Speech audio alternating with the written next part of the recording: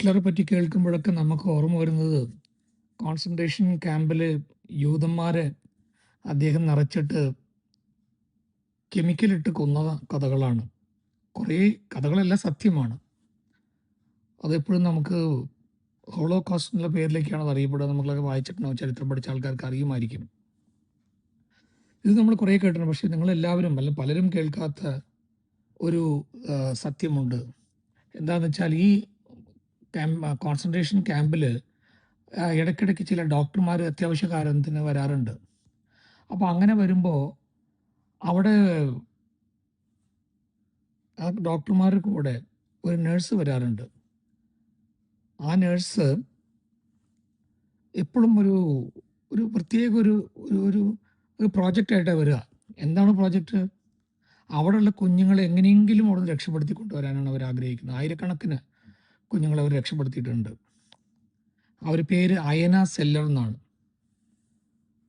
അവർ ആ കുഞ്ഞുങ്ങളെ എങ്ങനെയൊക്കെയാണ് രക്ഷപ്പെടുത്തിയെന്നുള്ളത് വലിയൊരു കഥയാണ്.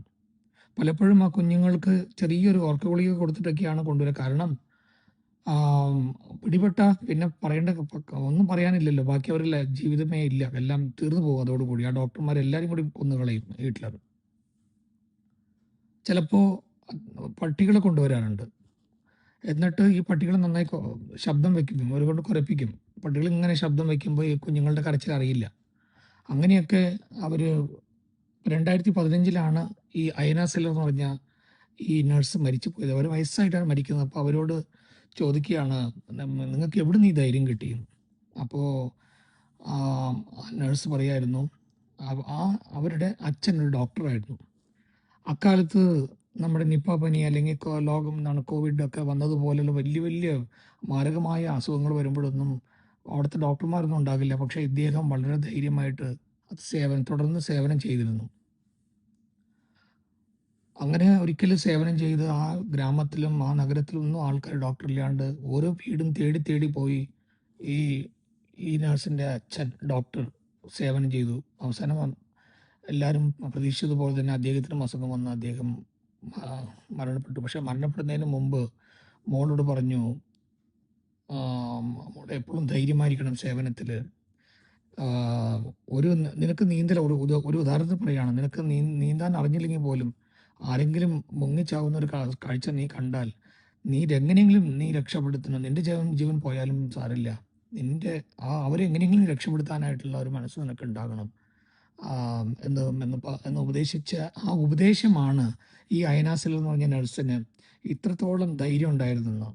ആ അച്ഛൻ തന്ന ആ വാക്കാണ് ആ അയനാസിൽ എന്ന് പറഞ്ഞ നഴ്സിന് 2800 കുഞ്ഞുങ്ങളെ രക്ഷപ്പെടുത്താനായിട്ടുള്ള, അതും കോൺസെൻട്രേഷൻ ക്യാമ്പിൽ നിന്നും ഹിറ്റ്ലറുടെ ക്യാമ്പിൽ നിന്നും രക്ഷപ്പെടുത്താനുള്ള ധൈര്യമുണ്ടായത് എന്ന് അദ്ദേഹം പറഞ്ഞു. അതുമാത്രമല്ല, ഉപദേശത്തിൽ വേറൊന്നും ഉണ്ടായിരുന്നു. ഈ ലോകത്തിൽ മരിച്ചു പോകുമ്പോൾ നമ്മൾ ഒന്നും കൊണ്ടുപോകാനില്ല. നമ്മൾ മറ്റുള്ള മനുഷ്യർ കൊടുത്ത കരുണ കരുണ കരുണ ആ കരുണയാണ് ഏറ്റവും മുഖ്യം. എത്രത്തോളം കൊടുക്കാൻ പറ്റുന്നോ അത്രത്തോളം നമ്മൾ കൊടുക്കണം. ആ കരുണയുടെ ഒരു ക്രെഡിറ്റ് മാത്രമാണ് നമ്മൾ സ്വർഗത്തിലേക്ക് കൊണ്ടുപോകാൻ പറ്റുള്ളൂ മോളെ എന്ന് ആ അച്ഛൻ പറഞ്ഞ ആ വാക്കാണ് ഈ അയന സെല്ലർ എന്ന് പറഞ്ഞ ഈ നഴ്സിന് കിട്ടിയ ഇത്രയും ധൈര്യത്തിന് കാരണം ആ ഒരു അച്ഛൻ്റെ ഉപദേശമാണെന്നാണ് അവരുടെ ഇൻ്റർവ്യൂവിൽ അവർ പറയുന്നത്.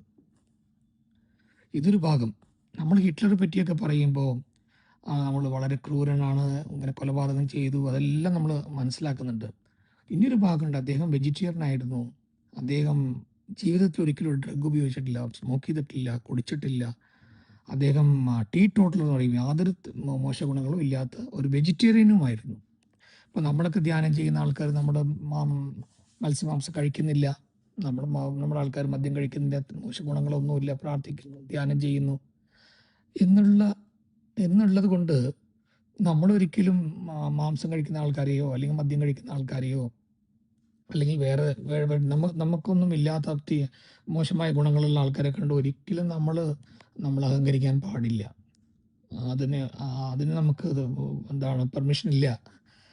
അവർക്ക് ചില മോശമായ ഗുണങ്ങൾ അവർക്ക് ഉണ്ടെന്ന് മാത്രമേ ഉള്ളൂ. അതുകൊണ്ട് നമ്മുടെ വെറുപ്പിന് അവർ അർഹരല്ല. നിങ്ങൾക്ക് ഇഷ്ടമല്ലെങ്കിൽ നിങ്ങൾക്ക് അകന്ന് ജീവിക്കാം. പക്ഷെ അവരെ പറ്റി ഒരു കമന്റ് അടിക്കുകയോ അല്ലെങ്കിൽ അവരെ പറ്റി അവരുടെ ആഹാരത്തിനെ പറ്റി അവരുടെ ആഹാരം തീരുമാനിക്കാനുള്ള സ്വാതന്ത്ര്യം അവർക്കുണ്ട്.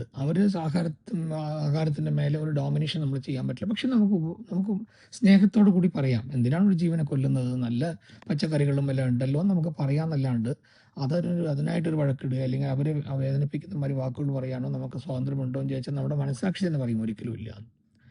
അപ്പം നോക്കൂ, ഒരു വെജിറ്റേറിയനായിട്ടും ടീടോട്ടലറായിട്ടും ഒരു മദ്യമേ കഴിക്കാത്ത ഹിറ്റ്ലറിന് എന്താണ് അദ്ദേഹത്തിന് ക്രിയകൾ ചെയ്യുന്നത്, എന്താണ് അദ്ദേഹം ചെയ്തത്?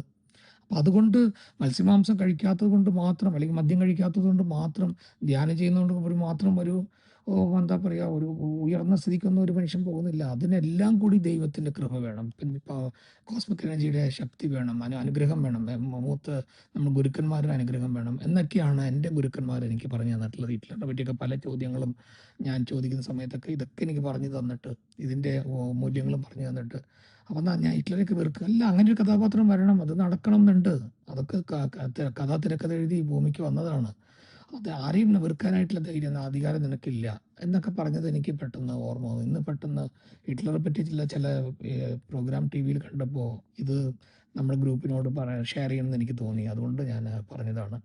ഏതായാലും ഇന്നത്തെ ഒരു ദിവസം അയന സില്ലർ എന്ന് പറഞ്ഞ നേഴ്സ്, അവരെ പറ്റി ഒന്ന് ഓർക്കാൻ പറ്റിയതിന് സന്തോഷം. കാരണം അവർ 2800 കുട്ടികളെ അവിടെ നിന്ന് എത്ര യാത്രകൾ ചെയ്ത് എത്ര റിസ്ക് ചെയ്തിട്ടാണ് അവർ രക്ഷിച്ചതെന്ന് ഓർക്കുമ്പോൾ ആ ആത്മാവിന് എൻ്റെ ഹൃദയത്തിൽ നിന്ന് ഒരു വലിയ നമസ്തേ.